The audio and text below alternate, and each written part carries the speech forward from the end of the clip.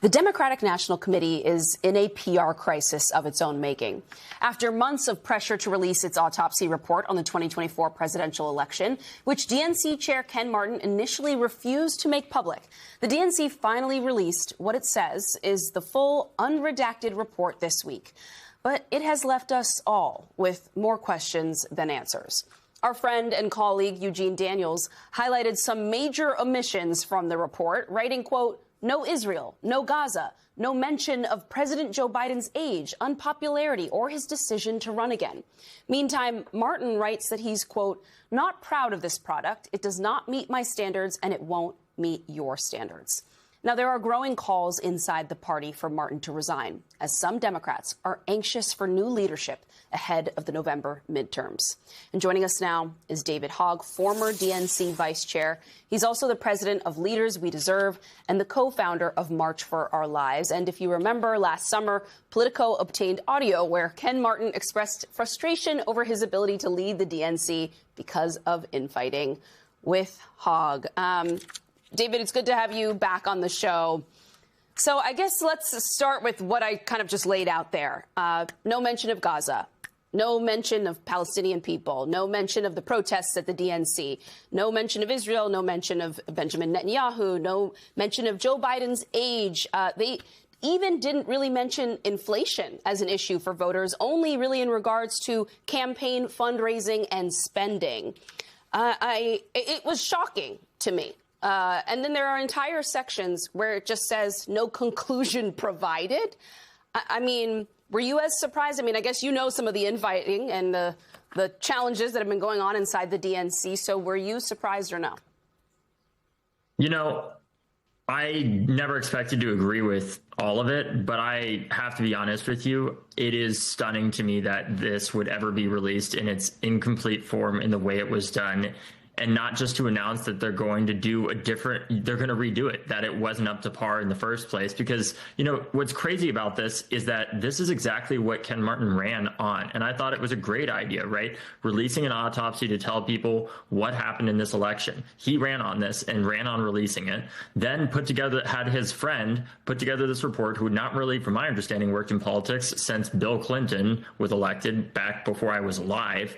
And then didn't even include a conclusion, barely proofread this document, and the sheer amount of incompetence that was required for it to get to this point, where if you turn this in as a high schooler, you wouldn't get a passing grade. The fact that we're presenting this to the American people is an astonishing failure in the first place. Not to mention that there's, as you said, zero discussion about Gaza, zero discussion about inflation, zero discussion about the president's age. All things that I know people were bringing up when we were talking inside of the DNC about this report. I remember in our first meeting going over some of the results of the election and talking about, well, what should we talk about in this autopsy, and saying, I know you guys don't want to talk about this almost certainly, but if you're going to talk about young voters, you have to talk about what they were all protesting over on many college campuses around the country, which was Gaza. And to my surprise, they all said, oh, we absolutely should talk about that. David, you're totally right. We really should. Like, you're not wrong. And of course, they either were too scared or too incompetent to end up talking about it or including it in the first place. It is astonishing. This was our chance to show the American people that the Democratic Party is taking a turn and holding itself accountable finally after a historic loss, and we completely fumbled it. And it's time for Ken Martin to resign. So I was going to ask you about that point that you made, because I have to admit, and I'm going to be one of these people who thought, you know, obviously on a personal level, just thought Gaza was a very important issue for the Democrats. And I initially thought one of the reasons why they didn't want to release the autopsy was they're going to find something very damning about Gaza, that Gaza was a central issue. But I have to say, having seen this report, I kind of feel that the issue is not even about Gaza. It's about pure incompetence, because as you mentioned, and as Antonio was saying, so many other factors were not mentioned. The quality of the report was not that good.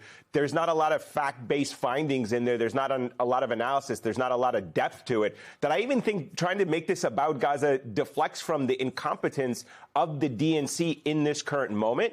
And that's what's actually frightening me more going into the midterms. Not so much about what was left out or what was mentioned, but to your point about the fact that this is the biggest example of incompetence by the DNC, and the fact that they sat on it so long and said they weren't going to release it just added more fuel to the fire, added more speculation, has created more of a frenzy around it, when this should have just been nixed very early on and said it didn't meet our standards. We're going to try to do another one. We're going to try to do a better autopsy that is fact-based.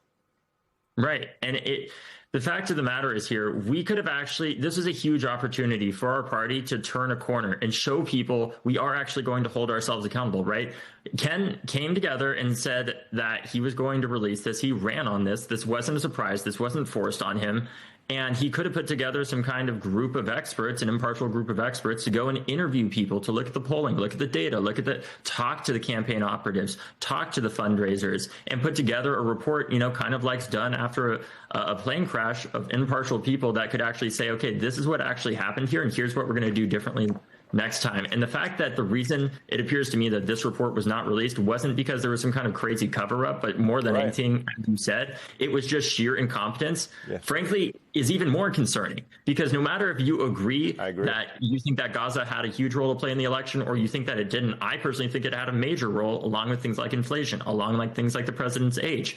But either way, no matter where you come at it, it is unacceptable to have somebody that is the head of our opposition party, that is supposed to be the person fighting back against Donald Trump, fixing our brand and showing people that we are the better people to vote for, not even be able to put together a report that he himself ran on releasing in the first place.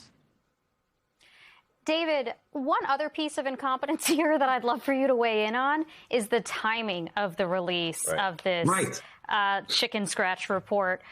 Because as we've been talking about on this show tonight, this has been like a corruption palooza of bad headlines for Donald Trump this week. It's hard to even keep track of all of the things that have happened this week in terms of, dodgy trades and in both oil market, stock trading, everything else, the $1.8 billion, settlement fund. I kind of wonder what you make of the timing of this release, because it feels a little bit like the party stepped on a pretty bad news cycle for Donald Trump. I think there's your answer, Catherine. Yeah. Is there much else to say? It is incompetence on top of incompetence on top of incompetence. If you're a moderate Democrat, to whether or not you're a progressive, Zoran supporter like myself, incompetence should be something we all can agree on is unacceptable here. Our party has the chance to present to the American people that we are the party of competence, good governance, and integrity, not being incredibly corrupt. It would have been so easy for us to go out there this same week had we had a good autopsy put together that, for example, said, the fact that Mike Donilon got paid $4 million to lose an election, and now the DNC is $3 million in debt, is something that maybe we should talk about, right? While also saying, look, we're the party that stands against Citizens United. That's why I do the work I do at Leaders We Deserve, to help elect better young people that don't take corporate money, to give my generation a sense of hope that there at least is a segment of Democrats who actually don't take money from the same special interests that are ruining their lives. And I'll tell you right now, one of the things that we need to really reckon with as a party, and I have conversations about this on, as a person that works on the inside of politics and somebody who antagonizes it from the outside at the same time. I kind of cross both worlds in a weird way.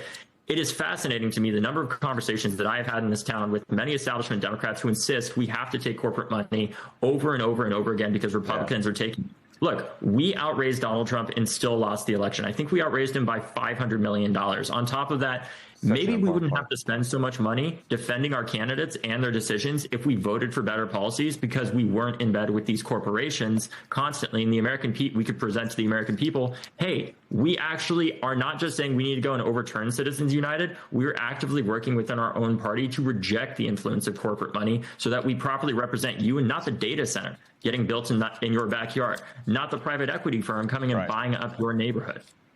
Yeah, very important point there, David. Great to have you on the show. Really appreciate your insights as always. Thank you.